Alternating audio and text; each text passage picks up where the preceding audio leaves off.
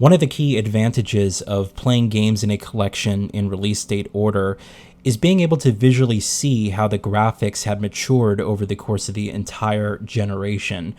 And we always have those first party games that kind of launch with the system, and they're there to kind of showcase the new features. They give you a perspective of what is possible visually for the generation to come. But you really have to wait for the third-party developers to kind of catch up and utilize their tech, because those games are developed across multiple different platforms, usually for the lowest common denominator. And there's a strong commitment to parity that regardless of whichever version that you purchase, everyone should have the same core experience of what the game offers. Tom Clancy's Ghost Recon Advanced Warfighter is perhaps the first visually accomplished third-party game that I played on the 360 from at least this initial launch slew of games. Keep in mind that this game is 17 years old this month. It released in March 2006, and so when you compare it visually to the third-party releases of February, January, and even around the launch period of the 360 in 05, this is a significant visually accomplished game that takes full advantage of the Xbox 360 hardware to deliver really open environments, large and substantial explosions, and just really tense gunfights. It does help that this game has been updated via backwards compatibility for the Xbox One and Series family of consoles. In fact, if you have an Xbox One X or Series X, you can play this game in native 4K at 60 frames per second. So yes, the footage that you're seeing here does look a lot more crisp and a lot more fluid compared to the actual core native experience on 360 hardware. But all of the assets remain unchanged. The texture quality, the shadow quality, everything remains unchanged from an art direction standpoint. And really the higher resolution with these backwards compatible games really just highlight how excellent some of the art is done in these video games. Oh, and Microsoft was kind enough to enable auto HDR on this title as well. So the whole game just looks fantastic on a modern display. And I think that if you were to play it today, you'd be extremely impressed with just how much the game does from a visual standpoint. So let's talk about the gameplay really quickly here. The game at its core is a cover-based third-person military shooter. You're commanding your squad, you're kind of taking out enemies, and it's a lot slower pace, I think, compared to what people are used to with today's modern games.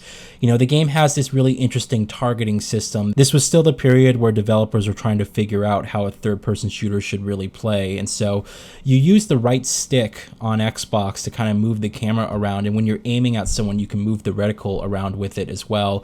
And of course, your left stick kind of controls your character. It's definitely a slower paced game by today's standards, but I still think that the game does a really good job of creating these really intense gunfights. It also helps that they kind of highlight where enemies are exactly on screen. This game takes place in the future of 2013, and so you have some, cool little gadgets and weapons and stuff that you normally wouldn't have had back in 2006, I guess. Nothing here is pretty insane by today's standards, but I guess the enemy tracking is one of the largest advantages here. I guess it kind of works because it also helps you with gameplay. You know exactly where all the enemies are.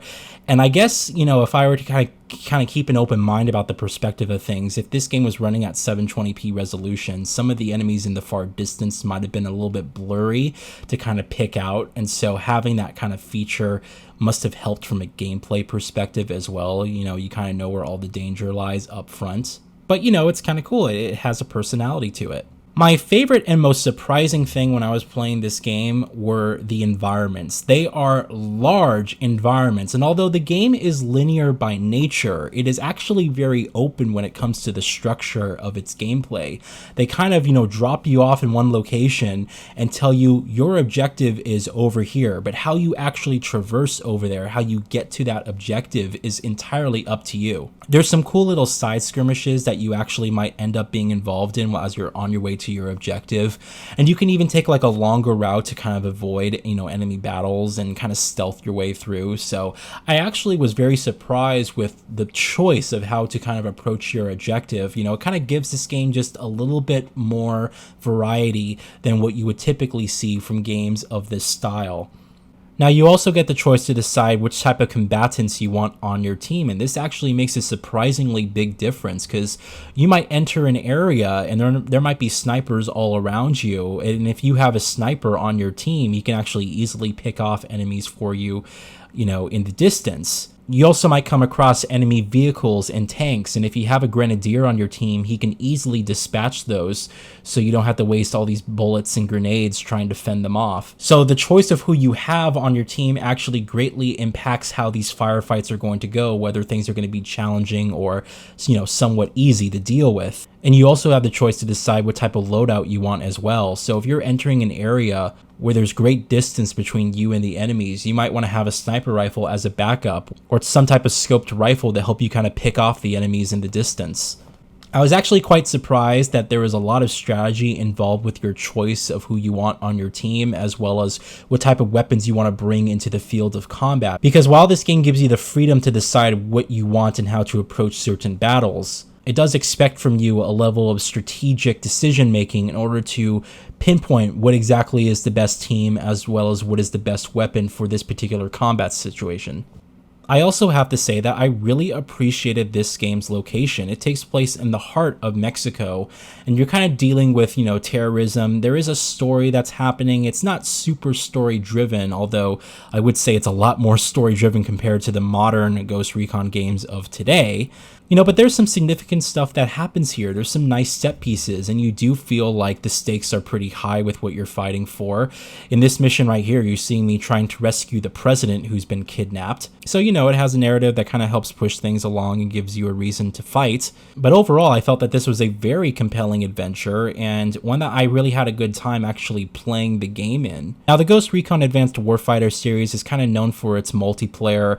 I never jumped in and played it. I'm actually not sure if the servers are still active or not. But for this game, I just played through the campaign from start to finish and kind of went on from there. Overall, I have to say that I had more fun playing Ghost Recon Advanced Warfighter than any of the modern Ghost Recons today. Not only does it look and play fantastic being backwards compatible on the Series X, it was truly the first third-party release on Xbox 360 that really pushed the graphics as far as they could go.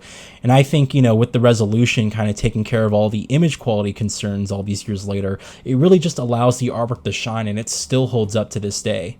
So I would still recommend Ghost Recon Advanced Warfighter even after all these years, especially with the backwards compatibility updates that they made for this game on Xbox Series X and Xbox One X. It's definitely worth the play there. This game is also a cross-platform game, so it is available on the PlayStation 2. However, it is a 7th gen Xbox 360 exclusive, so I don't believe they actually ported this game to PlayStation 3 whatsoever. But they did make a sequel, which did get released a year later. So that will be a video for another time.